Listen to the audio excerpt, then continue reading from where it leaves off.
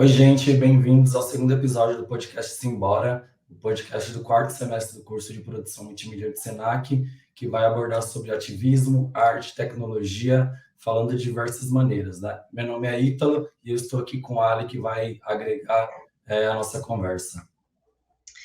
Olá, pessoal, eu sou a Ali e hoje, para a conversa, a gente vai falar sobre educação como ferramenta de ativismo. A gente tem Marcos Brogna, que ele é jornalista, professor universitário, autor do livro Viva e Entenda a Diferença, publicado pela editora Senac São Paulo. Ele é graduado e pós-graduado pela Faculdade Casper Libero, com mestrado na Unesp. Ele leciona na graduação e pós-graduação do Centro Universitário Senac Santa Amaro, em São Paulo. Já atuou como repórter, editor-chefe no Jornalismo Diário. É coautor em 2 livros da coleção Integra Mundo, Projetos Entregadores. É da editora Tulipa, aprovado pelo PNLD, Programa Nacional do Livro Didático, de 2020, coordenou o projeto socioeducacional na comunidade de Paraisópolis, em São Paulo, junto com os alunos e professores de escolas públicas. Bem, a gente agradece muito sua presença hoje, Marcos. Você poderia falar um pouco sobre você, seu trabalho e seus livros? Olá, queridos Ítalo, Ali, muito obrigado pelo convite, é um prazer enorme estar aqui. Parabéns pela iniciativa de discutirmos essa temática. Eu acho que o livro é uma tentativa de conversar sobre uma temática tão frequente, cada vez mais importante, tanto no meio educacional quanto no meio corporativo, que é para onde vão os nossos alunos, né? A gente forma alunos para o mercado de trabalho também, né? Além de contribuir para a sua formação pessoal.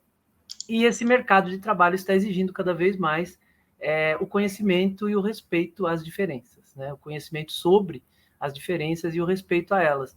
Hoje, num processo seletivo, muito dificilmente você passa se você expor, né, um problema relacionado a preconceito, a intolerância. Ninguém quer trabalhar, ninguém de empresas sérias, né, quer trabalhar com intolerantes, porque isso é ruim para o ambiente interno da empresa e, lógico, que isso reflete em tudo que a empresa fizer da porta para fora, né? Então, é uma temática que vem sendo abordada cada vez mais, não só no Brasil.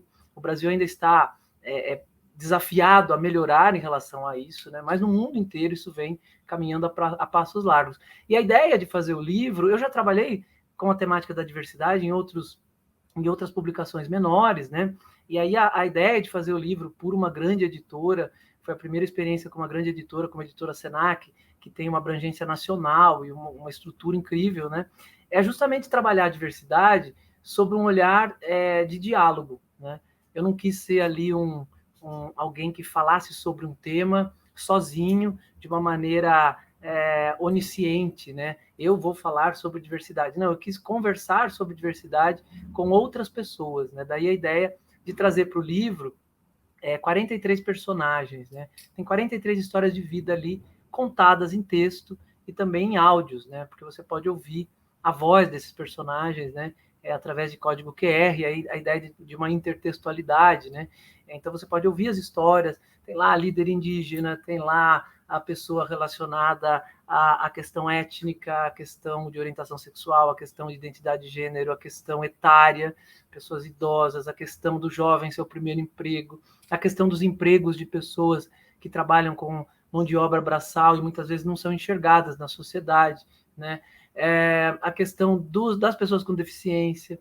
Então, tem vários tipos de diversidade, o refugiado, né? Vários tipos de diversidades que estão em uma tentativa de diálogo, né? A ideia do livro é criar uma possibilidade de diálogo com a diversidade, no entendimento de que todos fazem parte dessa diversidade. A diversidade não exclui ninguém, muito pelo contrário, olhar para a diversidade é um olhar inclusivo e não excludente. A diversidade não se trabalha, na minha ótica, em nichos apenas. Ela pode ser trabalhada com um fio condutor de cidadania. Todos estão dentro de uma discussão dialogada sobre nossas diferenças, até porque as diferenças estão em nós, a gente não inventa, né? A gente tem que entender, né? Então, entender a diversidade é entender a nossa própria essência.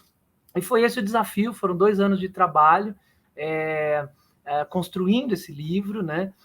Eu comecei a construir o livro ainda sem ter o sonho possível, né, de publicá-lo por uma grande editora, e foi uma alegria muito grande quando a editora Senac aprovou a ideia e e chegou para mim e falou assim: chega de colher histórias porque não dá mais tempo, e agora, né, porque você vai pegando histórias e vão puxando outras, é que nem um novelo, você vai puxando, vão chegando outras, porque a diversidade humana é incrível, ela está do nosso lado, conforme você vai pegando histórias de pessoas que estão perto de você, e depois vão chegando outras que estão mais longe porque alguém conhece, e você vai criando um universo de pessoas contando um pouquinho de si e nos ensinando com as suas diferenças, né? Chega um momento que você tem que parar.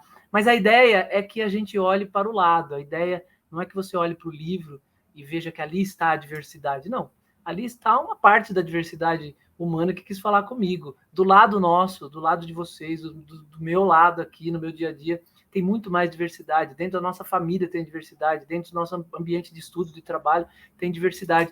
Então a ideia do livro é um convite a olhar para o lado, né? Quem está do nosso lado?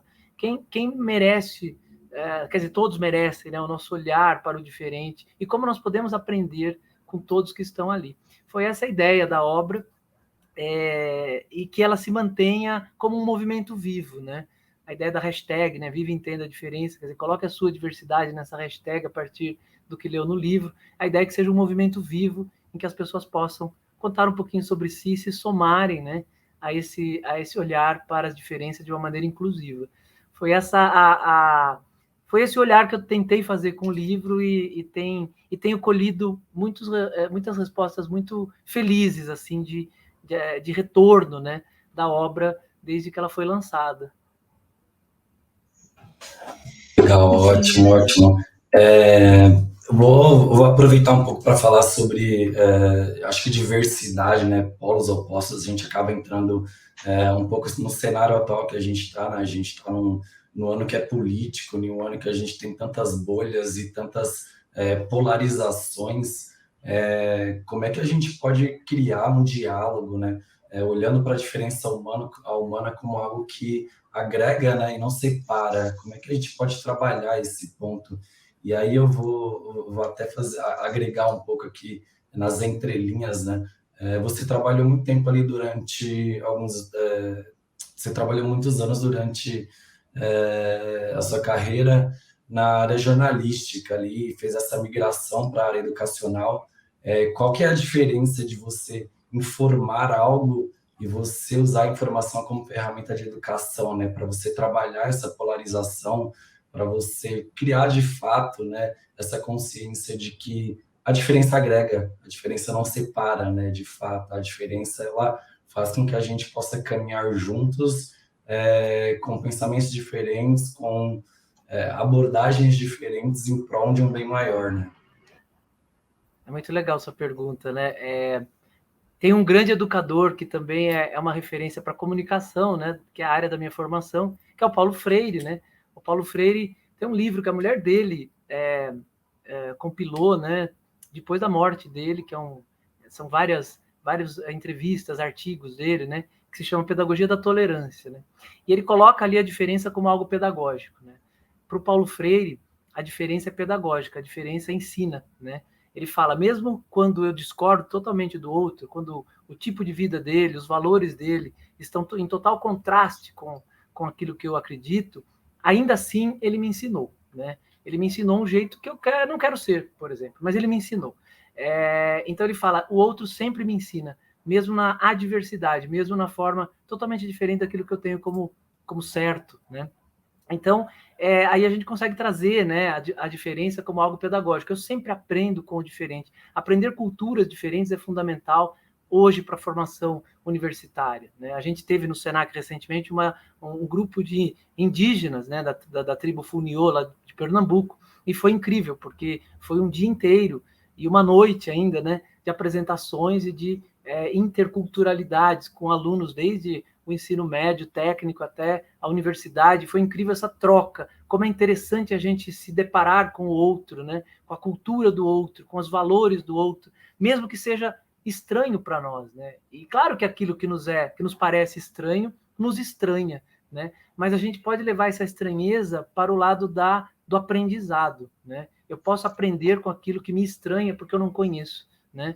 E, ao invés de criar segregação, eu aprendi uma nova forma de vida, e a partir daqui eu vou olhar para ela como uma nova forma de vida e não mais colocá-la dentro do quadradinho do anormal, né? Até porque normalidade é, geralmente, né, um padrão imposto, né?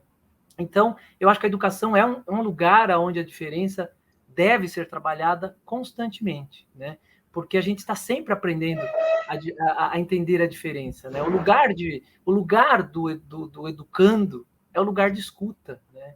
Trazendo um pouquinho da Djamila Ribeiro, que trabalha no lugar de fala, né? O lugar do pesquisador, do educando, do universitário, do professor, que está sempre tendo que aprender para ensinar, né? Ele é o lugar de escuta, porque eu estou sempre buscando aprender sobre. Eu estou sempre buscando ouvir outras culturas, ouvir outras bibliografias para eu poder assimilar aquilo na minha fala, né? Para aí sim eu colocar o meu lugar de fala, né? Quando a pesquisa ficar pronta, né? Mas eu estou sempre ouvindo outros lugares, né? Para poder tecer aquilo que eu vou escrever. E você fala em momento polarizado, né? Esse fenômeno é um fenômeno mundial, não é só brasileiro, né? Eu acho que, trazendo um autor que eu gosto muito, que é o Elie Pariser, né? Que no livro O Filtro Invisível, ele é o primeiro a trabalhar a ideia de bolha, né? As bolhas de ódio, as bolhas que viraram bolhas de ódio, né? As bolhas algorítmicas, né? Das redes sociais, da internet, dos tempos de hoje, elas segregam a gente em grupos de afinidades, né? Para facilitar o consumo, para facilitar a comunicação de marketing de consumo, né, que ela é customizada para esses grupos, né, e facilita a nossa adesão a essa compra, né. O Elie Pariser, ele vai trabalhar a ideia de que essa forma algorítmica de nos colocar em bolhas, ela acaba gerando uma sensação de que a nossa opinião é a única, né, porque você está num lugar que só reverbera aquilo que todo mundo concorda, aquilo que é uma visão comum. Então, a gente tende a fermentar isso, a gente tende a deixar isso muito mais aflorado, né? Porque eu estou falando com iguais, né? E isso me distancia do diálogo, me distancia do diferente, porque eu estou num grupo de iguais, entre aspas, porque ninguém é igual, né? Mesmo nas bolhas, nas panelinhas, você tem diferenças, e que quando elas aparecem, muitas vezes gera tretas, né? Porque as pessoas querem buscar alguma coisa, estar junto com o igual, é meio que a zona de conforto humana, né? Então, as bolhas algorítmicas, elas potencializaram essa característica humana, né? De estar próximo dos parecidos, né? Das afinidades, com quem a gente vai almoçar, com quem a gente fica perto, com quem a gente sai à noite, enfim, né? E isso potencializou ainda mais a segregação, né? Que já havia na sociedade antes da internet, e ela potencializou num nível absurdo. Então, a internet, a leitura que eu faço, trazendo essa obra do Pariser, é que a internet e o algoritmo, né, eles contribuíram para essa situação polarizada que a gente vive hoje. Em época de eleição, óbvio, né, a política partidária, né, a política é feita em tudo, inclusive na educação, política educacional, né, a gente faz política quando sai de casa ou quando não sai de casa, né. Então, na política partidária, é claro que essa polarização ela acontece, né, ela se reverbera, né, na política partidária também, assim como nos costumes, assim como nas crenças, a religião está polarizada, os costumes estão polarizados, a gastronomia está polarizada, né? O cara que come carne com o que não come carne brigam na internet porque acham que cada um tem uma verdade absoluta sobre alimentação, né? Então tudo está polarizado, né? Agora, o que fazer? Essa pergunta vale, né? Ela é extremamente valiosa. O que fazer diante disso, né? Eu penso que nós temos que pensar no que não fazer, né? Não cair nessa armadilha. Porque se eu começo a combater o diálogo para defender o diálogo, né, eu viro alguém intolerante também, né? Isso não quer dizer que eu tenha que tolerar com pensamentos extremistas, né?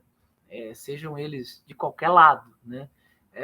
O extremismo não deve ser tolerado, mas eu não posso me tornar alguém que não dialoga porque existe uma situação de pouco diálogo. Eu preciso continuar dialogando até como uma forma de resistência a todo esse momento. Eu preciso continuar acreditando que haja diálogos, que haja empatia, que haja respeito ao outro, porque há, né? A gente tem exemplos diversos de que há, né, isso dentro da vida humana, dentro da sociedade, dentro do Brasil. Nós temos muitas pessoas dentro do Brasil que inspiram ao diálogo, né? E nós precisamos estar, de alguma forma, irmanados a esse tipo de gente, né? Para que a gente consiga transformar diálogo, empatia, afeto, amor em resistência, né? É uma forma de resistir à era do ódio, Porque se eu cair na era do ódio para defender o anti-ódio, concordo que eles venceram, né? Então, a gente precisa não deixar de acreditar no diálogo e de dialogar, né? E não quer dizer que a gente vai entrar em brigas, não é entrar em brigas, não é entrar nessa cegueira do ódio, né? É justamente o contrário, é continuar buscando criar e participando de espaços de diálogo.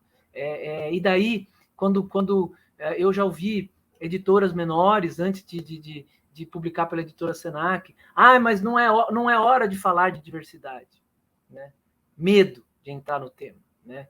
Eu acho que agora, principalmente, é hora de falar de diversidade, né? É agora que nós precisamos levar essa mensagem à humanidade. A diversidade somos nós. Quando a gente olha no espelho, a gente está vendo a diversidade. A diversidade não está no outro, ela está em mim primeiro. Então, se eu começar a negar esse tema por medo, eu vou negar minha própria humanidade. Aí o ódio venceu.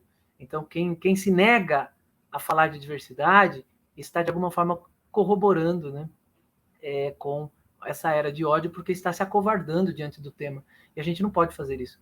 E aí entra um outro olhar. Diversidade não é polêmica. Diversidade não é nicho. Diversidade não é pegar uma parte e esquecer a outra. É claro que a gente vai trazer os grupos menos privilegiados, os grupos mais vulneráveis, as minorias que são mais atingidas pela segregação, e elas vão ter uma certa prioridade na temática da diversidade, porque elas precisam mais, né? Mas não quer dizer que eu estou separando outras, né? Todo mundo tem que entrar no assunto da diversidade, né? Nós brancos temos que discutir a questão dos negros, nós homens temos que discutir a questão das mulheres, né? Nós cis temos que discutir a questão dos trans e das trans, né? Porque tudo é humanidade, né? Eu preciso me engajar naquilo que me leva à dignidade humana, independente do meu lugar de fala. E claro que não como sendo representante deles, mas como sendo mais uma voz a se somar. E daí que a diversidade faz parte de todos, né? Inclusive, aqueles que se negam à diversidade, eles fazem parte da diversidade, porque nós não conseguimos negar a nossa própria humanidade, né? Então, os conservadores também estão na diversidade, né? E mais, as religiões têm que ser olhadas de uma maneira também diversa, né? No meu livro eu trago a diversidade religiosa, porque também é um erro a gente achar que o religioso, por ser religioso, muitas vezes esse radicalismo também está nas religiões, ele não faz parte dessa discussão, ele tem que fazer parte dessa discussão, né? Ele tem que se sentir agregado a isso e convidado a discutir sobre a diversidade. A gente tem que parar de achar que determinados grupos são automaticamente contra a temática da diversidade. A temática da diversidade, ela não é partidária, ela não é ideológica, ela está acima disso, né? É claro que ela acaba se agregando a uma ou outra ideologia por algumas vezes, mas ela não é ideológica. A diversidade é a nossa própria condição, né? A gente tem que enxergá-la dessa maneira, eu penso, como uma forma de resistir a esse momento de polarização, que eu creio que a gente vai superá-lo, né? Em algum momento a gente vai superar, porque por mais que a tecnologia nos redefina, como o McLuhan falou muito bem na obra dele, né? Ela não é maior que nós, né? Ela é uma ferramenta que nós criamos, a gente tem que pensar nisso. Saber usar as ferramentas que nós criamos, ao invés de nos transformarmos totalmente em escravos dela, né? Nós não somos e não deveremos ser escravos do algoritmo. A gente é mais que isso, eu penso assim. Eu vou até voltar ali no ponto que você falou, que a internet criou muito essa polarização. E eu acho que, de fato, né, ao mesmo tempo que a internet ajuda, ela cria essa polarização absurda entre os assuntos, né? Eu me recordo de ver alguém comentar que, cara, eu tiro uma hora do meu dia só para ver assuntos, só para ver pessoas que abordam temas que eu sou contra de uma maneira diferente. Eu paro para ver alguém que tem uma opinião diferente de mim, para eu sair da minha bolha, porque é importante eu também eu trabalhar o pensamento diferente, né? Eu sair da minha bolha e ver o que eles estão falando, né? É uma ferramenta de estudo, né? Você não fica ali análogo a só aquela sua visão de mundo, a só aquele ciclo de amizade que você tem. Então, acho que é importante também você, por mais que você discorde de outras opiniões, você vê, cara, como é que essa pessoa está abordando esse assunto aqui, quais são as ferramentas que, negativamente ainda que seja, ela está usando para abordar um assunto, né? Não estou falando que você vai parar uma hora do seu dia para ver sobre terra plana, né? Porque já está no assunto científico já, e não vale a pena. Mas a gente tem que consumir o diferente também, né? Como é que a gente entende e dialoga com o diferente se a gente não consumir o diferente? Você comentou que a gente tem esses momentos que as pessoas falam que não é hora de falar de diversidade, não é hora de falar sobre o diferente. A gente está em uma sociedade que, por muitas vezes, repreende e repele a abordagem de assuntos específicos dentro do ambiente educacional. Assuntos que são de extremamente relevância, né? Eles são assuntos importantes e precisam ser falados. Você acha que é o momento de rever as práticas educacionais para a gente incluir esses assuntos de uma maneira mais fluida, de uma maneira não tão polarizada como acontece hoje? Você acha que é hora de rever essa política educacional? Eu acho que as políticas educacionais, elas precisam estar atentas ao momento que a gente vive, né? E eu acho que há um movimento nesse sentido, né? Essa obra que eu participei, que foi aprovada pelo PNLD, né? Que o Ali falou na hora que estava me apresentando, eu trabalhei mídia educação ali dentro, né? Que é uma disciplina que eu não tive na escola, né? Que é o quê? Educação midiática, alfabetização midiática, tem vários nomes que se fala, né? Que é o que? Você preparar essa nova geração, né? Esse material foi dedicado ao ensino médio, né? Preparar essa nova geração para essa mídia que não existia quando eu tinha a idade desses alunos, né? Preparar criticamente uma geração diante de uma nova realidade. A educação precisa entender que o mundo está sempre em transformação e os conteúdos e a forma como eles são trabalhados em sala de aula ou fora de sala de aula, não é só sala de aula, espaço educativo, né, tem que abraçar essas transformações, né, e gerar senso crítico, né.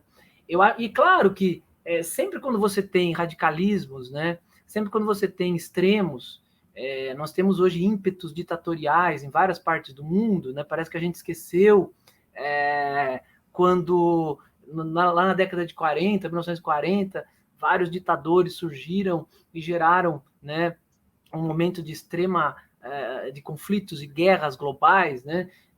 Parece que esquecemos o que deveríamos ter aprendido com aquilo, né? E a gente volta a ter radicalismos, né, ideológicos que nos levam a uma visão simplista, excludente, né, odienta em relação ao outro, né? Faz lembrar a obra do Jean-Paul Sartre, que falou muito, né? Influenciado pelo horror do nazismo, né? Parece que o outro virou inferno novamente, né? Então, eu acho que a educação tem que estar atenta a isso, sim, né? E tem que colocar isso de uma forma dialogada dentro das suas salas de aula. Tem que abrir o diálogo, né? A educação é sempre diálogo. Paulo Freire sempre defendeu isso, né? Quem olha para Paulo Freire e faz muitas vezes críticas absurdas à sua obra, muitas vezes não conhece o ser dialógico que ele era, né? Ele sempre pregava uma educação dialogada. A educação precisa entender primeiro o mundo do aluno, para depois se estabelecer, né? É uma conversa constante, né? Que justamente gera senso crítico para que as pessoas escolham de fato o que querem pensar, mas diante de fatos, né? Diante de verdades científicas, né? Como você falou, eu não posso negar o formato da Terra, né? E falar é só minha opinião, né?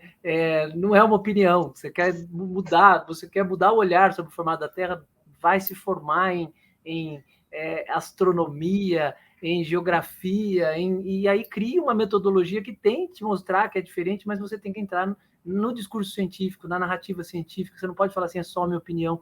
Opinião não é isso, né? Então, a ciência tem muito a contribuir com essa realidade que a gente vive, porque a ciência ela vem de bases, né, metodológicas que nos permite chegar a algumas verdades, né? Então, mas ela tem que ser colocada de uma maneira dialogada, de uma maneira acessível, né? A ciência tem que se colocar mais acessível justamente para que a gente não tenha esses olhares paralelos, né? Então, a ciência também tem responsabilidades por esse momento que a gente vive, né? Porque ela se coloca muitas vezes numa torre de marfim em que poucos chegam, né? Até que ponto as universidades contribuem de fato com o diálogo na sociedade? Isso é uma pergunta que nós, professores, temos que fazer constantemente. Até que ponto as universidades abrem seus muros para conversar com a sociedade, né? Para que ela entenda que aquela visão científica faz parte da vida dela, né? Isso é um diálogo que tem que ser travado, né? Nós não podemos achar que nós que trabalhamos com ciência sabemos mais, né, do que alguns grupos sociais. Não, esse diálogo também é um olhar de diversidade, né? Então, eu acho que a gente precisa olhar para todos os níveis educacionais como espaços de diálogo em que se colocam as questões da ciência para serem debatidas na sociedade com mais normalidade do que se debate hoje. Justamente para a gente fugir desse achismo absurdo que acaba tomando o espaço, muitas vezes, da ciência, dos fatos, e que nos leva a um mundo totalmente surreal, totalmente absurdo, que aí é o campo das fake news, é o campo da desinformação, né? Eu acho que principalmente ali dentro do ensino público, né, do ensino básico, são assuntos que ainda são muito pouco abordados ou nunca, né? Você ainda tem professores sendo repreendidos porque estão falando sobre diversidade, porque estão falando de alguma maneira de política, né? E eu não digo política como assuntos partidários, eu digo como sociedade mesmo, né? Como medidas possíveis para tornar a sociedade um pouco melhor. Então, dentro da universidade, principalmente, vou falar aqui do Senac, a qual nós fazemos parte, a gente ainda tem muito abertura dentro dessas abordagens, a gente consegue discutir esse tipo de assunto dentro da sala de aula, e esse conteúdo que a gente está gerando aqui é justamente para a gente transcender um pouco a sala de aula e conseguir fornecer esse tipo de discussão para o público no geral, que não está lá na sala de aula com a gente. Mas eu sinto que dentro do ensino público, dentro do ensino básico, a gente tem muita resistência ainda em falar desses assuntos, a gente tem muita repressão, né, contra os educadores em falar desses assuntos, que cara, é extremamente importante. A gente precisa falar, a gente precisa criar novas gerações e novos pensadores que sejam capazes de questionar o mundo, né? E não viver naquela mesmice de, olha, estou aqui, e o diferente não conta. Exatamente. Eu trabalhei, né, num projeto no ensino público, 2 escolas públicas de Paraisópolis, né, justamente focando num trabalho contra bullying, pela diversidade. E o que a gente percebeu ali, a gente trabalhou junto a uma equipe, né, de professores, junto com os professores, né, e junto aos alunos, claro, mas a gente percebe que existe uma demanda para esse tipo de trabalho, né? Claro que você tem que convencer, né, mas o resultado é legal, você tem uma receptividade a isso quando as pessoas percebem que o diálogo facilita tudo, né, inclusive ele é interdisciplinar, ele é multidisciplinar, ele é transdisciplinar. Quando eu trabalho em diversidade, eu estou conversando com todas as disciplinas de alguma forma, estou criando um ambiente mais propício para o conhecimento fluir. Então, a gente percebeu resultados muito interessantes com um ano de trabalho, 1.200 alunos foram. Há espaço para isso, até nas escolas públicas, sim. E existem coisas muito interessantes sendo feitas por escolas públicas e que a gente pode olhar como referência. Eu sou fruto do ensino público, né? Eu estudei em escola pública a minha vida inteira, sei das dificuldades que ela tem, né? Mas eu acho que existem coisas muito interessantes, né? Que podem ser olhadas ali como sementes, né? Que geram possibilidades, né? De trabalhar essa visão mais dialogada e que combate esse momento que a gente vive de desinformação e que coloca em xeque a própria ciência, o próprio conhecimento científico, né? Que é muito grave, né? Quando a gente nega o óbvio, né? A gente vai para um caminho muito perigoso, né? E o óbvio é o respeito ao próximo, né? Isso é óbvio, e a gente começa a negar isso, né? É o mínimo que a gente precisa ter para sobreviver e para conviver, né? Se eu não respeito o outro, eu quero viver em que mundo, né? Se eu quero destruir o outro simplesmente porque ele é diferente de mim, que mundo eu quero fazer? É o mundo do meu umbigo, né? É um mundo horroroso, né? Quando eu destruo o meio ambiente, eu quero viver aonde? Em cima de cinzas, né? O óbvio começa a ser negado, né? Então, isso é muito perigoso, e eu acho que a ciência tem um papel fundamental em contribuir com essa resistência a essa realidade. Você tinha falado antes sobre um pouco de opinião, e entrando um pouco no assunto, a gente vê casos recentes, como o caso do Monark, que trouxe um discurso de ódio como forma de opinião, e também o comediante Léo Lins, que quase sempre entra nesse assunto polêmico de querer defender discurso de ódio como opinião. Recentemente, ele fez piada com uma pessoa deficiente e quis passar por isso como opinião. E como a gente pode tratar o que é opinião, a diferença de opinião para um discurso de ódio? Legal, Ali. Muito legal sua pergunta. Aliás, é essencial essa pergunta que você fez. Eu acho que a gente tem que pensar, eu vou começar por uma visão da comunicação, né? Existe um jornalista que eu considero muito, que eu gosto muito, vejo como um grande mestre, que é o Mino Carta. O Mino Carta, ele tem uma visão interessante para trabalhar... a minha formação é jornalismo, né? O Mino Carta foi meu patrono de formatura, ele deu um discurso, assim, extremamente contundente para a gente lá na nossa formatura, né? E ele falou assim, não desviem da verdade factual, né? Vocês podem ter focos diferentes, prismas diferentes, olhares diferentes, mas existe uma verdade factual que não pode ser mudada, né? E aí eu estou trazendo um pouco para o campo do conteúdo jornalístico, da informação, da comunicação social, que tem muito a ver com o nosso curso também, né? A comunicação enquanto focada de uma maneira ética, de uma maneira em busca de uma verdade, né? A gente pode discutir vários olhares sobre algumas verdades, né? Mas, por exemplo, a verdade factual que o Mino Carta fala é aconteceu alguma coisa, né? Ali tem um fato. Eu posso ter olhares diferentes, visões diferentes, opiniões diferentes, mas ele aconteceu. Negar o seu acontecimento ou deturpar o seu acontecimento é uma maneira de não enxergar essa verdade ou de destruir essa verdade, né? E eu acho que esse limite é muito interessante para a gente pensar. O que é opinião? Opinião é um olhar de mundo, é um olhar subjetivo, né, a partir de algo que existe, né? Então, pode ser uma verdade científica, pode ser uma verdade factual, né?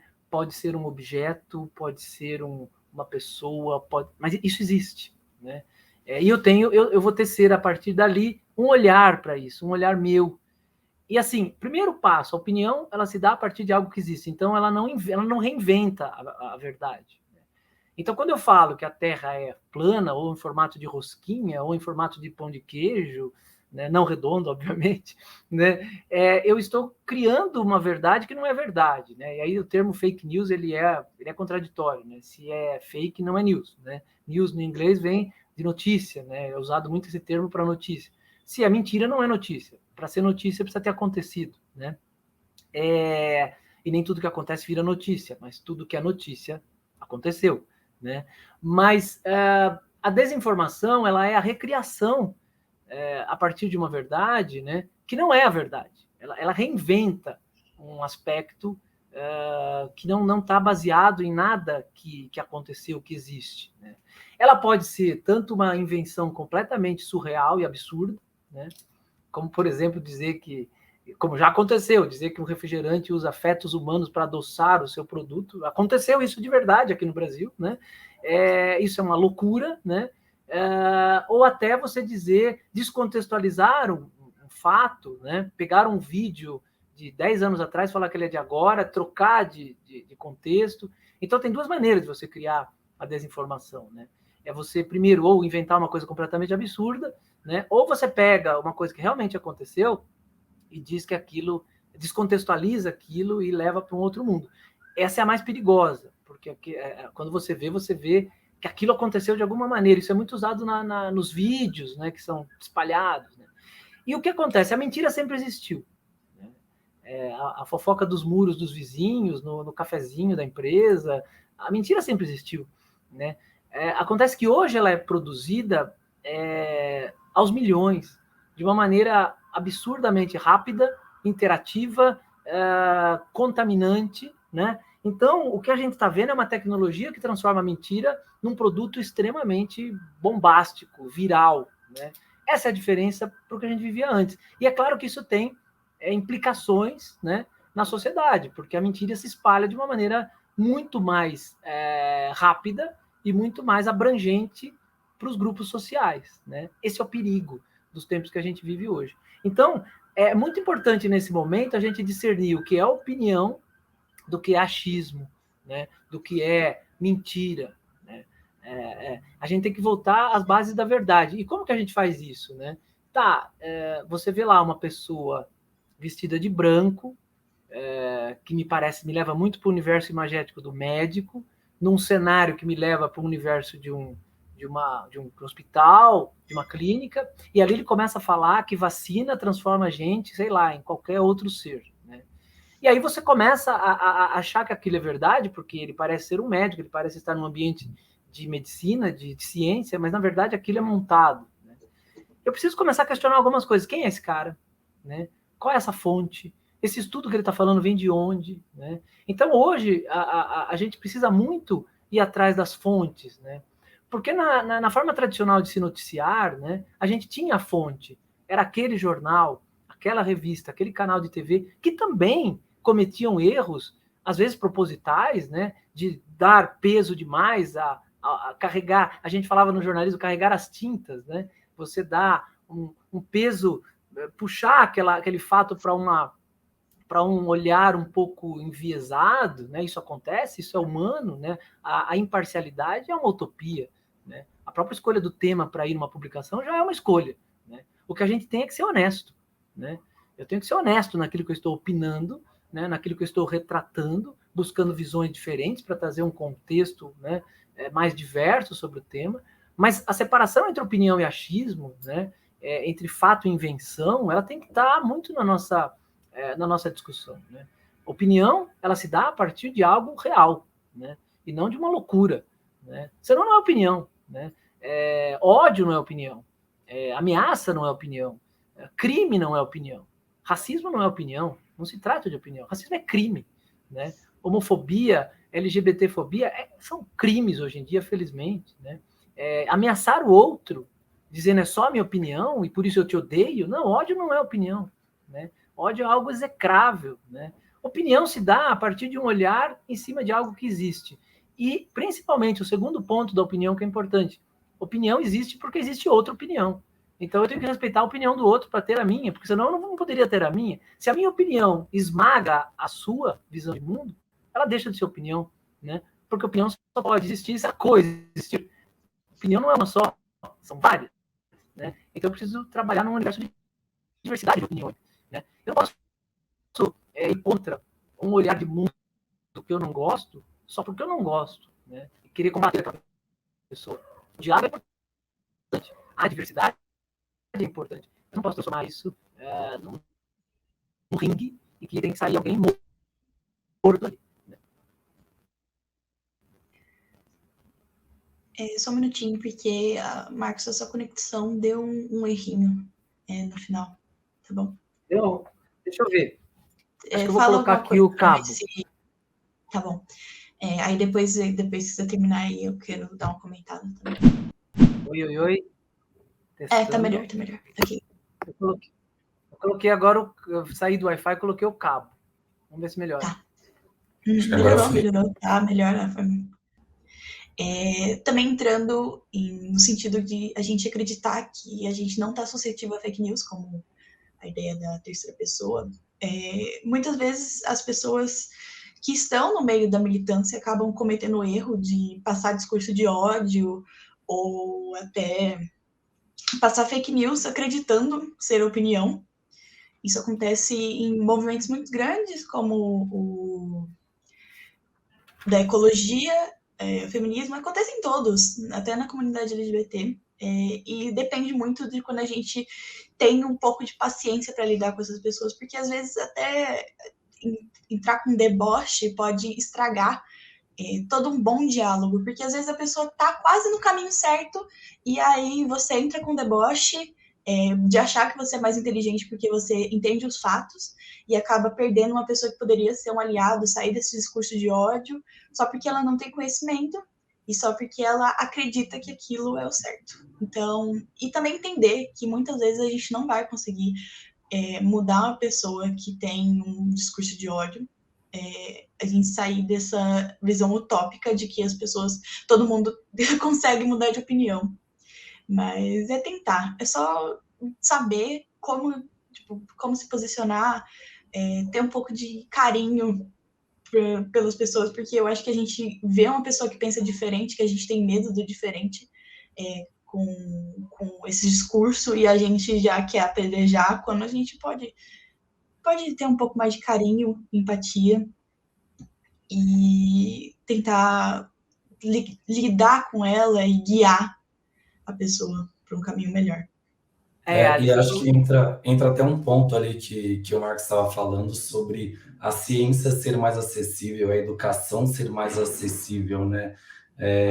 A internet está aí para todo mundo colocar sua opinião, seja verdade ou não, seja fonte, vozes da minha cabeça, ou seja um estudo científico, né? Então acho que tem um papel importante da educação e a ciência estar mais próxima da gente, estar mais acessível para a gente combater, né? Porque hoje em dia, como o Marcos ali comentou, a fake news, a mentira, ela é criada de uma maneira industrial, né? Ela é criada profissionalmente hoje, né? Você tem gente criando fake news de maneira profissional, né? Entre aspas, para enganar, para difundir a mentira de fato, né? Então, acho que é muito importante a gente de fato, ter o conhecimento, né? Ter a resiliência de pensar no próximo ali, sendo diferente ou não, como alguém que, de alguma maneira, pode agregar para mim e não simplesmente repeli-lo, né? Exatamente. É interessante o que vocês falaram, porque quando você se coloca acima de outro, porque esse outro tem um desconhecimento sobre um determinado assunto, e você conhece aquele assunto, você está agindo de maneira preconceituosa, né? Você está agindo de maneira segregadora, segregacionista, né? Porque é uma forma de você colocar o outro abaixo de você. E todos nós temos ignorâncias, né? Todos. Até o cientista pós-doc tem assunto que ele não sabe, né? E ele não pode saber de tudo. Então, ninguém sabe de tudo. Todos nós temos pontos de ignorâncias e isso nos torna humanos, porque a gente está sempre aprendendo. Então, a gente, partindo desse princípio, a gente chega à conclusão de que nós precisamos entender o outro sempre na possibilidade de nos ensinar algo, mesmo na sua simplicidade. É nesse ponto que a ciência pode conversar com os lugares em que ela não está tão presente, mas outros saberes estão presentes, né? E isso vem sendo cada vez mais colocado dentro da ciência, o olhar, esse olhar decolonialista, né, que a ciência vem trabalhando, esse olhar que sai um pouco daquele olhar mais metodológico e entra em alguns temas mais sociais, mais culturais, né, que tem metodologia também, óbvio, mas elas começam a trazer esses olhares, esses saberes, né, para dentro de estudos, né? Então, todo mundo tem algo a ensinar. Paulo Freire fala isso, né, no livro Extensão ou Comunicação, ele trabalha justamente isso, né? Ele vai falar, entre o agrônomo e o agricultor, não existe aquele que sabe mais. O agrônomo estudou na universidade, ele tem títulos, ele aprendeu técnicas, né? Mas o agricultor sabe lidar com a terra no dia a dia, ele aprende o lidar com a terra, ele pode ensinar o agrônomo também. É um diálogo que se dá, né? Então, os saberes populares são importantes, né? Entender que tanto a pessoa mais simples quanto a pessoa mais titulada tem saberes que podem ser trocados é uma forma de entender a diversidade do conhecimento, né? O conhecimento não se faz só nas academias, nas cátedras, que muitas das quais parecem torres de marfim, né? Inatingíveis, né? Então a gente precisa desmistificar um pouco também esse olhar de superioridade, né? Não, é um campo importantíssimo, né? Mas existem outros saberes que a gente precisa entender. A cultura é isso, né? A cultura é um misto de saberes, né? Que se dão não apenas do campo da ciência, né? A cultura traz todo um embasamento de vivências, de experiências, de tradições, de crenças, que é um universo extremamente rico para a própria ciência pesquisar, né? Então a gente precisa parar de achar que a ignorância do outro tem que ser trabalhada com deboche, como vocês falaram, né? Com ironias, né? Com olhares de cima para baixo, só porque eu estudei aquele tema. Não, eu tenho muito a aprender com todo mundo. Então, isso é uma forma de você também desconstruir discursos de ódio, porque, como eu falei no começo, se a gente começa a combater o ódio com discursos que colocam a gente como superiores a quem... Eu não sei nada a mais de diversidade do que ninguém. Eu estou trabalhando o tema e aprendendo com o tema, né? Eu não quero impor uma visão de diversidade, eu quero dialogar sobre diversidade, eu quero que a gente dialogue juntos, porque senão, para que falar do tema se eu estou impondo uma visão, né? Não, eu quero conversar sobre isso, eu quero que a gente aprenda junto sobre isso, porque com certeza amanhã haverá novas diversidades surgindo, de pessoas que buscam ter o seu espaço na sociedade, como a gente tem hoje tantas discussões que não havia quando eu estava na faculdade, né? Então a gente precisa estar aprendendo sempre, conectado sempre com tudo aquilo que o mundo vai se transformando. As pessoas são diversas e as pessoas precisam entender que a diversidade acontece até na transformação delas diante da própria realidade, né? Hoje eu sou uma coisa, amanhã eu posso ser diferente e eu mudei, e isso faz parte da diversidade. Posso ter mudado por opção, posso ter mudado por um acidente que aconteceu que eu não esperava, posso ter mudado por uma imposição do contexto que eu vivo. Enfim, isso também faz parte da diversidade, entender que nós nos transformamos e somos sempre ignorantes em algo. Isso faz parte do nosso aprendizado. Entender que somos ignorantes sempre em muitas coisas nos coloca como a condição de podemos aprender a ser melhor, né? Eu acho que isso é uma coisa legal para a gente pensar. Legal. Você comentou sobre... A gente, na verdade, né, tá falando aqui já todo esse tempo sobre como desmistificar o preconceito, como enxergar o diferente como algo que agrega. E eu queria que a gente contasse, que você contasse para a gente um pouquinho mais sobre como é que foi a experiência desse livro, né? De ver tanta diversidade ali, religiosa, e outros pontos que você acabou citando com a gente ali. Eu nem consigo lembrar, sei que tem bastante diversidade. Eu queria que você comentasse um pouquinho como é que foi ter contato com cada uma dessas visões, cada uma dessas pessoas, cada uma dessas histórias, né? Como é que foi viver isso? Como é que foi entender? Tinha ali algum assunto que você não estava muito próximo e que você viu e falou, nossa, caramba, que legal, que visão diferente da minha, que visão que agregou a minha visão e aos meus pensamentos? Legal sua pergunta. Tem uma frase de um autor que está muito na área que eu estudo no meu mestrado, né, que é a comunicação estética, né, o Paul Ricoeur. O Paul Ricoeur tem uma frase muito bonita na obra dele que ele fala assim: o outro está em mim, né? Para a gente pensar um pouco nessa questão da diversidade, né? O outro está em mim. Isso é muito forte, porque assim, até aquele outro que mais me incomoda, e só o fato dele me incomodar é porque ele está dentro de mim, né? E eu me construo pensando nele. Então, eu acho que esse livro me mostrou o quanto esses outros estão em mim depois de conhecê-los, né? Depois de trazê-los para a obra. Tanto que eu não quis colocar a minha apresentação na orelha do livro, como geralmente acontece, né?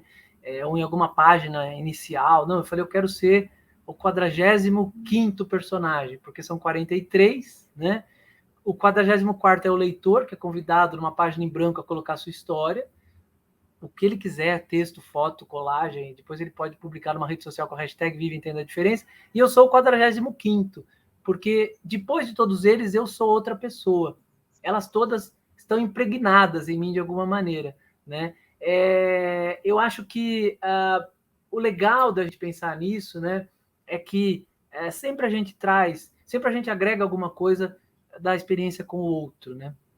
E a experiência do livro, ela trouxe assim, eu comecei a mapear alguns pontos da diversidade que eu precisava trazer, principalmente os grupos mais vítimas de preconceito, né? Tanto que no começo do livro ele está escrito lá, esse livro é dedicado a todos que precisam lutar para ser o que é, né? A todos que sofrem de alguma maneira simplesmente por existir, né?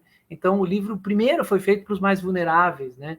Um olhar, né, para aqueles que mais sofrem preconceitos, grupos que sofrem mais preconceito. Isso a gente pode pegar em estatísticas, não só brasileiras, como globais, os grupos que estão mais vulneráveis a serem vítimas de ódio. Eu comecei mapeando por eles. Eu preciso ter a questão LGBT, eu preciso ter o trabalhador braçal, eu preciso ter a pessoa pobre que trabalha nesse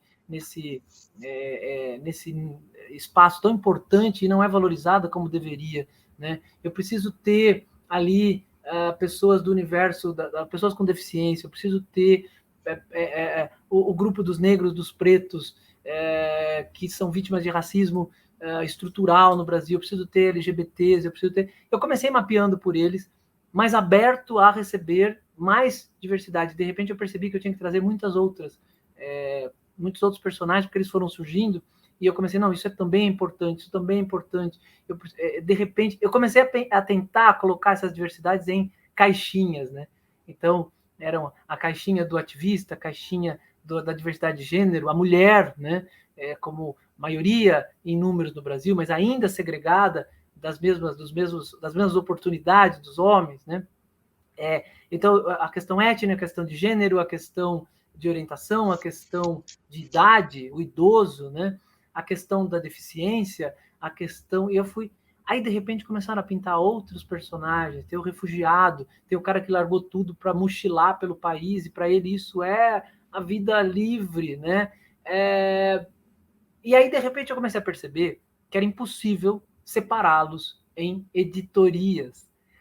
Claro, eu estou falando de diversidade, eu não estou falando de caixinhas, né? Olha a minha cabeça estúpida, vou colocar em caixinhas aquilo que eu quero desencaixotar, né? E aí eu percebi que era impossível categorizá-los. A diversidade é muito mais ampla que isso, né? É um olhar completamente aberto. Todos ali são humanos na sua essência e por isso diferentes, né? Então aí todos foram misturados como um delicioso mural de diversidades que não representa toda a diversidade humana. Está muito longe disso, né? O livro não se pretende ser um mapa da diversidade humana. O livro traz 26 conceitos, né, sobre diversidade. Então, o que é diversidade, o que é inclusão, o que é lugar de fala, tudo trazendo seus autores, claro, não fui eu que teci nada sobre esses conceitos, eu trago os seus autores, como a ciência deve fazer, né? E aí eu trabalho 26 conceitos com citações, 26 conceitos do lado direito da página, que é onde eu escrevo, e do lado esquerdo, na primeira parte do livro, são citações de diversos personagens da história, de vários tempos, né? E na segunda parte são contextos que eu escrevo baseados em histórias de vida. Então, por exemplo, tem a indígena falando da realidade dela, eu vou falar do contexto do indígena no Brasil através de pesquisas sobre a realidade do indígena no Brasil, aí entra o jornalista, né? E em nenhum momento eu pensei em aquilo fazer com que a gente coloque a diversidade está ali. Não, aquela diversidade está ali, né? Existem muitas outras, porque o ser humano é extremamente complexo, né? Então a ideia do livro é entrar em temas fundamentais sobre diversidade, porque ali tem 26 conceitos que são fundamentais para a gente entender a diversidade, né? Conceitos científicos, né?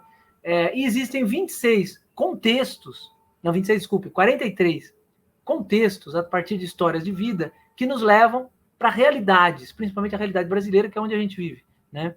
E aí, esses contextos me convidam não só a ficar neles, mas a olhar os contextos que estão à minha volta, porque é a diversidade que está à minha volta que me interessa mais, né?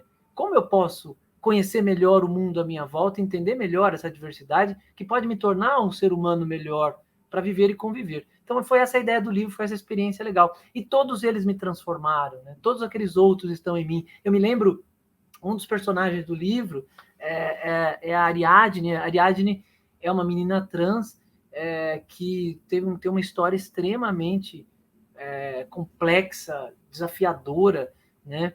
E ela já contou isso, inclusive, num programa que teve na Globo, Falas de Orgulho. A Globo fez na época da pandemia, a gente estava fechado em casa, e quando eu vi a Ariadne, eu falei, nossa, a Ariadne conversou comigo, né? Ela me mandou um texto, que eu pedia sempre um relato, ou eu fazia entrevista junto com a pessoa, ou eu pedia um relato online, né? Foram diversos tipos de conversas que a gente teve nesses 2 anos, né? Ou eu entrevistava pessoalmente, ou eu entrevistava via tecnologia, e ela me mandou o relato dela em texto, eu fiquei muito tocado, mas quando ela mandou o áudio, né, da história dela, eu me lembro que eu comecei a ouvir e desabei em chorar, né? Eu estava na casa da minha mãe no interior e a gente começou a chorar de ver a história dela. Hoje ela é uma menina que trabalha na ONU e ela superou tudo isso de uma maneira incrível, e é uma referência para a gente pensar em como ela enfrentou tudo para ser o que ela é, né? E também não é um discurso superacionista, eu acho isso que não é por aí que a gente tem que trabalhar. né? Todo mundo tem que superar tudo. Não, o discurso superacionista vira uma coisa que parece que todos nós estamos sempre em dívida em superar e transformar em heróis. Não, não é isso, né? Nós temos desafios na vida e alguns não conseguem superar, né? Mas nós temos exemplos a olhar para nos convidar a gostar do que nós somos, né? Convidar a gente respeitar primeiramente o que a gente é. Eu acho que o primeiro respeito que a gente tem que aprender com a diversidade é sobre a nossa diversidade. É a primeira coisa que a gente tem que fazer. Porque muita gente odeia o outro porque não consegue se entender, né? Então, o primeiro olhar para a diversidade, eu gosto do que eu sou isso, eu tenho muito a aprender, eu tenho muito a melhorar, eu tenho defeitos, mas eu sou isso. Essa é a minha essência, eu tenho que lutar para ser isso, né? Eu tenho o direito de ser isso, por mais que as pessoas discordem, né? Então, o primeiro olhar para a diversidade é o espelho. E enfrentar o espelho é mais difícil do que enfrentar o outro. Por isso que a sociedade hoje ela é tão odienta com os outros, né? Porque a gente está espelhado na internet, né, de diversas maneiras, em avatares, em sorrisos falsos, então isso incomoda muitas vezes o outro, né? Lembra a obra do Sartre, né? O inferno são os outros, né? Eu tenho que me olhar nos outros o tempo inteiro, nós estamos espelhados ali o tempo inteiro, mas o primeiro espelho que eu tenho que enfrentar é o meu, né? É a minha cara, quem sou eu, né? E ficar em paz comigo, o que eu tenho que mudar, o que eu não tenho, baseado no que eu quero, não no que os outros querem. É claro que a influência dos outros sempre vai estar presente, o outro está em mim, né? Mas entender até aquele outro que me incomoda, por que me incomoda? Porque se o outro me incomoda, o problema está nele ou está em mim, né? Então é uma questão para a gente, o autoconceito, né? O olhar para as próprias diversidades é um desafio gigante que eu acho que se muita gente fizesse isso, talvez odiasse muito menos o outro. É muito mais fácil julgar do que se entender, né? Então, o livro é um convite a isso, né? Olhe para si e olhe para o outro. Daí a ideia de viva e entenda a diferença. Viva a sua. Esteja em paz com você, né? Até naquilo que você tem que mudar, claro. Mas vivendo a sua, você vai entender melhor a do outro. O outro existe, né? Não é você que vai moldar o outro. Ele existe. Ele tem o direito de ser quem ele é, né? Nas suas diferenças, naquilo que você discorda, ok? O mundo não é seu umbigo, né? Então, é por aí que o livro traz um olhar que me ensinou, né? Porque aqueles outros todos eu não esperava encontrar. Eu fui encontrando assim, teve alunos, inclusive do curso de multimídia, esse mochileiro que eu entrevistei, que ele falou que ele trabalhava num lugar que ele ganhava muito bem, ele ficava atrás de uma mesa de escritório e ele não era feliz, e ele resolveu mochilar. Ele não tem lugar fixo. Para entrevistar esse cara foi dificílimo, porque cada hora ele estava no lugar, e tinha lugar que não tinha sinal, e ele falou, hoje eu sou feliz, eu vivo andando pelo país. Você vai falar assim, nossa, eu nunca imaginei uma vida assim, mas ok, se ele é feliz, qual o problema? E é muito mais fácil apontar o dedo e falar assim, cara, é maluco. Não, maluco seria eu de achar que só o meu modo de vida é o que serve, né? Então a gente precisa ter esse olhar mútuo, né? Para a minha diversidade, para a diversidade do outro. Então viva a sua, entenda do outro, não precisa concordar, mas precisa respeitar, né? Diversidade é isso. Nunca vai ter todo mundo concordando com tudo. Eu acho que o diálogo ele precisa conter a adversidade, a diferença. Diálogo precisa ter diferença. Qual o limite? Isso é uma pergunta importante. Qual o limite entre o diálogo, né, e a adversidade? O limite é o crime, né? Eu não posso aceitar racismo porque o racismo é crime, né? Qual o limite entre vou dialogar com opiniões diferentes e eu vou colocar uma rinha de galo? Será que isso é diálogo? A mídia faz isso, né? Eu coloco ali uma pessoa radical religiosa, uma pessoa que tem opiniões fascistas, eu coloco uma pessoa que é ativista dos direitos humanos e dialoguem. Eu estou sendo parcial. Tá, será que isso é um diálogo? Será que eu preciso convidar pessoas que odeiam por natureza para dialogar? Isso é diálogo? Se a pessoa se nega ao diálogo? Ou será que isso é gerar polêmica desnecessária para dar ibope? E aí a sociedade do espetáculo, do The Board, está muito presente, a indústria cultural lá dos frankfurtianos, né? De muitas vezes a comunicação social se apropriar da polêmica criada para ter ibope. E isso minimiza o diálogo, porque vira uma rinha de galo. Vamos brigar, né? Alguém tem que sair lacrando daqui na cara do outro. A internet é muito isso, é muito lacrante, né? Ela nos leva para esse universo de não diálogo. Eu humilho o outro através da lacração, né? Isso é ruim. E muitas vezes o jornalismo se presta a esse horror, né? Fingindo que aquilo é um debate. tem TVs fazendo isso, tem rádios fazendo isso. Isso não é debate, isso é potencializar o ódio. Eu coloco duas pessoas radicais para discutir, achando que aquilo é gerar diálogo. Não, diálogo é quando as pessoas se respeitam, né? Diálogo é quando a minha opinião não é melhor que a sua. No nosso diálogo eu vou dar o direito de quem está assistindo entender que na diferença entre nós eu posso aprender algo. Agora, quando eu levo para o universo do ódio extremo entre pessoas que pensam completamente diferentes e não aceitam a opinião do outro, esse tipo de diálogo não deveria estar numa área chamada comunicação social, que busca interesse público, né? Isso é ringue. E a TV muitas vezes se presta a isso, a internet se presta a isso. A internet, que eu digo, é quem faz isso e quem diz até que faz isso sob parâmetros jornalísticos, o que me dá muita tristeza de ser jornalista e ver que isso gera ibope, o sensacionalismo, né? A sociedade do espetáculo, que o Debord que trabalhou muito bem ainda, trabalhando a questão da era da imagem, a imagem virando um produto espetacular, e nós somos o tempo inteiro produtos espetaculares na mídia. A internet trabalha muito esse espetáculo dentro dessa coisa egocêntrica, né? Eu crio o espetáculo de mim mesmo ali para poder ter curtidas, para poder ter compartilhamentos, né? Mas existe um limite aí, né? Para a gente pensar, né? Quando a gente fala em diversidade, o limite é o respeito, né? Duas pessoas se digladiando não é diálogo, né? E muitas vezes os ditos programas jornalísticos fazem isso com a suposta ideia de que isso é uma isenção. Não é, né? Isenção é uma utopia. Eu tenho que ser honesto, né? Eu tenho que ser verdadeiro, eu tenho que respeitar, né, quem está assistindo. Respeitar quem está assistindo é colocar pessoas que dialogam, não pessoas que se matam, né? E combater de diversas formas a ideia do crime. Eu acho que a comunicação social ela tem que caminhar, primeiro, para a honestidade e, segundo, para a defesa da dignidade humana acima de tudo. Se eu coloco pessoas ali que expressam opiniões radicais contra alguns grupos humanos, defendendo que eles sejam exterminados, isso é abominável, isso é inaceitável, né? Isso não está dentro de diálogo. Não posso convidar Hitler para um chá, né? Não dá, né? Essa visão extrema tem que ser combatida, né? Porque senão eu vou trazer a visão desumana para compor um diálogo em defesa do quê? Né? Do extermínio da espécie? Né? A gente precisa pensar nesses parâmetros quando a gente fala em diálogo, né? Então eu acho que é legal a gente ter um pouquinho disso. E isso está confundindo muitas pessoas, né? Coloco duas pessoas radicais que se matam na frente da TV, virando um espetáculo que apenas gera ibope, pouca reflexão, mais radicalizações de opiniões, e chama aquilo de isenção.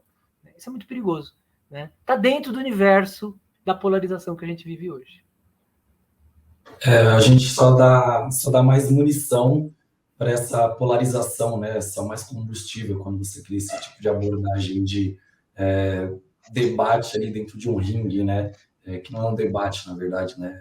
É uma briga de fato. Acho que isso só dá mais combustível para um discurso que a gente quer combater, né? Uma postura que a gente quer de fato combater. Exatamente.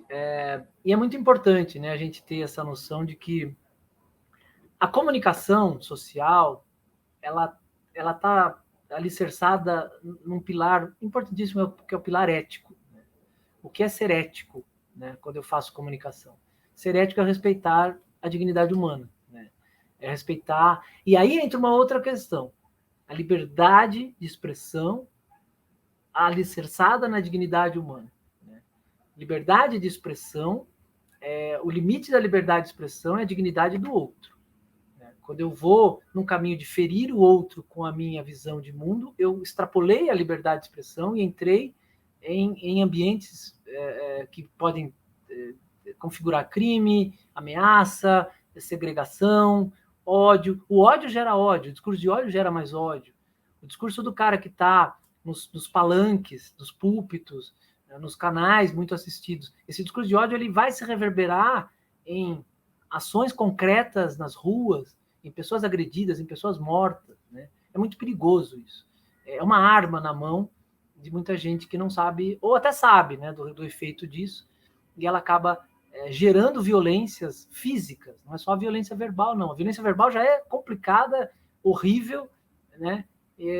Mas ela gera ainda também, esse discurso ele gera ódios reais de atos, né? Pessoas que são espancadas pela sua orientação sexual, pessoas que são espancadas pela sua religião, e isso é um horror. Isso nasce, né? Ele é normalizado, né, pelo discurso de ódio. Isso é muito perigoso.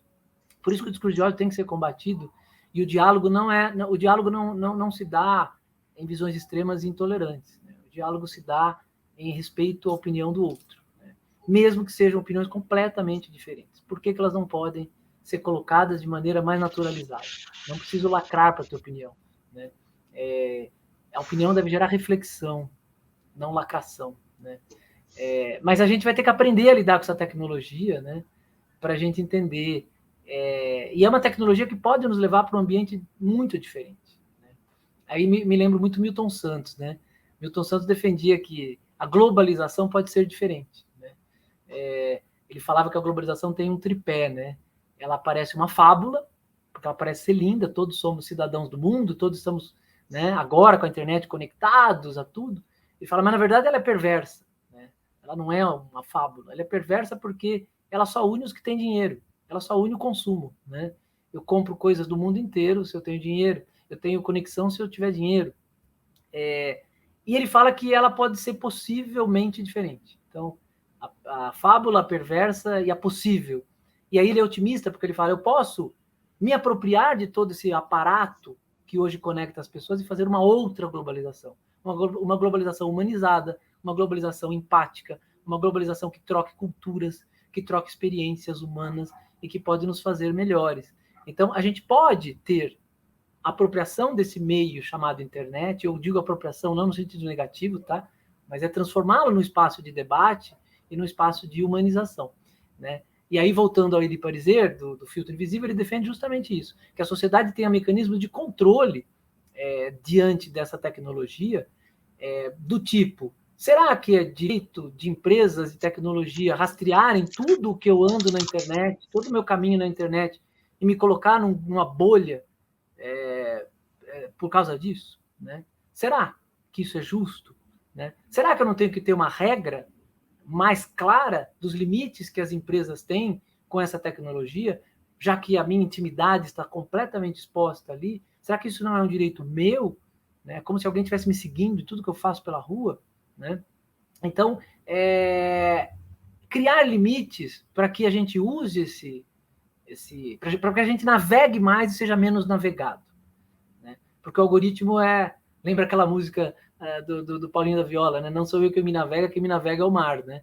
O navio acha que ele está navegando, mas na verdade o mar tem muito mais poder que ele, né? Então, eu acho que dá para a gente pensar nisso. Às vezes o algoritmo nos navega pela internet, a gente acha que está sendo navegado. Tudo está aparecendo na nossa timeline, não está, né? O algoritmo leva para ali aquilo que ele julga ser mais interessante para você com base nos seus rastros, né? Nos seus ímpetos. E a gente acaba refém do lugar que a gente próprio visitou, né? Então a gente precisa pensar em criar mecanismos, segundo o Pariser, para minimizar esse poder da indústria cultural, que dá para dizer, né? De fazer da internet um espaço de dominações mercadológicas e tal. Que aí a gente pode criar um espaço de mais diálogo, porque a internet, se ela tem um lado que ela polarizou, ela ajudou a polarizar esses pensamentos radicais, né? Extremos, né? Ela também abriu espaço para brechas de grupos que não apareciam na mídia tradicional e agora aparecem na internet. Ela abriu brechas para grupos para lutas sociais muito interessantes. Então, não dá para a gente pensar num meio só com uma característica, né? O Foucault já dizia, né, onde há poder, há resistência, né? Então, você tem, dentro desse meio que é tão dominado, né, por interesses econômicos, você tem brechas surgindo com coisas geniais, com coisas que trazem grupos que nunca apareciam e que, de repente, começam a gerar representatividade. E eu acho que por aí a gente pode pensar num meio que pode ajudar a transformação da sociedade para muito mais humanizações. Legal. Agora, queria deixar aqui uma última reflexão para a gente, uma última pergunta.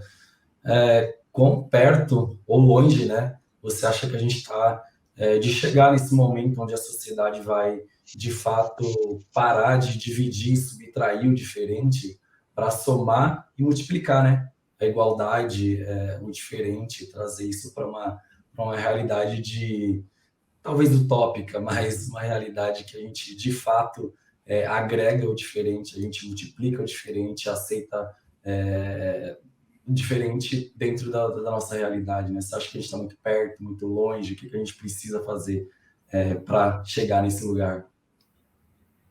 Eu adoraria ter essa resposta com mais clareza, né? Porque eu acho que é a pergunta de todos nós, né? Que militamos na comunicação, né? Militamos no sentido de buscar diálogos com a comunicação, né? Agimos constantemente na comunicação, acreditando que ela possa gerar empatia, diálogo, enfim, interculturalidades, né? Aprendizados. Mas eu creio que os meios eletrônicos, eles são muito dinâmicos, né? E as transformações estão acontecendo de maneira muito dinâmica e às vezes surpreendentes, né? Mas eu sou um freiriano por natureza, eu acredito no diálogo, né? Senão acho que eu não seria educador, né? Eu saí do jornalismo achando que eu ia mudar o mundo dentro de uma redação de jornal, onde eu trabalhei 15 anos, né? Para achar que a gente muda e é mudado pelo mundo dentro de uma sala de aula, dentro de um universo educacional, que ali sim você vê transformações acontecendo, né? A educação é um microcosmo de um mundo muito melhor, eu vejo, né? E que pode contagiar a sociedade, né? A ciência pode ser esse espaço, né? A convivência universitária pode ser esse espaço, deve ser esse espaço, né? Eu acho que a gente vive um momento que uma nova tecnologia nos desafia a ficar de frente com aquilo que a gente tem de pior, né? O ego, a zona de conforto dentro da opinião polarizada, a questão de muitas pessoas nos curtirem pela lacração, é um meio muito perigoso, né? Para a gente entrar naquilo que a gente sempre teve enquanto humanos, mas isso aguça, né? O algoritmo nos aguça a deparar com aquilo que a gente tem de pior na nossa essência, né?